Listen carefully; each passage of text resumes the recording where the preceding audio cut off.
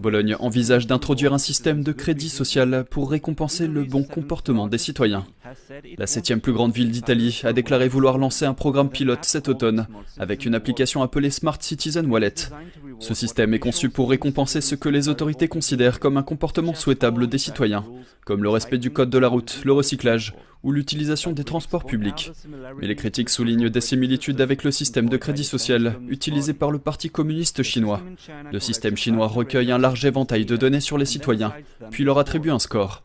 Les citoyens ayant un mauvais score sont sanctionnés. Les autorités ont déjà interdit des vols, refusé des places dans des universités et même confisqué les chiens de certaines personnes, entre autres sanctions.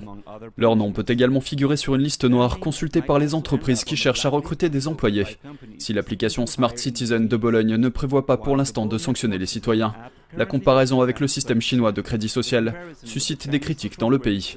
Olivier Piacentini est né dans la région de Bologne. Pour lui, cette nouvelle application montre à quel point le communisme s'est enraciné dans son pays.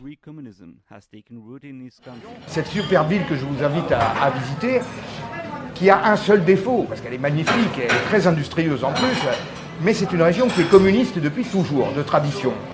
Ça m'inspire la plus grande inquiétude parce qu'on voit que la politique qui est menée en Chine commence à faire tache d'huile dans des pays européens. Il affirme que l'Italie a des liens économiques forts avec le Parti communiste chinois. L'Italie est un des pays d'Europe qui a le plus de relations commerciales avec la Chine.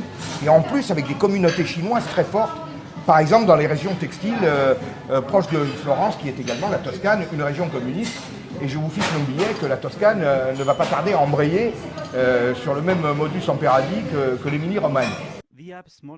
L'application Smart Citizen a déjà été lancée à titre d'essai à Rome. Un journal local de Bologne a comparé l'application à la collecte de points dans un centre commercial. Mais la quantité de données recueillies par l'application pourrait soulever des problèmes de confidentialité. Il y a encore autre chose qui m'inquiète beaucoup, si vous voulez, c'est qu'on voit qu'il y a une espèce de collusion entre les méthodes du Parti communiste et l'univers dans lequel les GAFA commencent à nous faire rentrer. Parce que